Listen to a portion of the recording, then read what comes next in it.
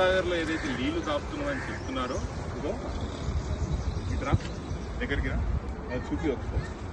ఇది శంషాబాదు, గగన్పాడు, సాతంరాయ్ నుంచి వచ్చిన డ్రైనేజ్ నీళ్లు. ఇవన్నీ కూడా హిమాయత్ సాగర్ చెరువులో కలుస్తున్నాయి. హిమాయత్ సాగర్ లో ఏదైతే నీళ్లు తాగుతున్నారో కాలనీ వాసులు, మీరందరూ ఈ డ్రైనేజ్ నీళ్ళే తాగుతున్నారు. గత నెల రోజుల నుంచి కూడా అక్కడ ఉన్న కాలనీ వాసులందరూ కూడా కంప్లైంట్ జరిగింది.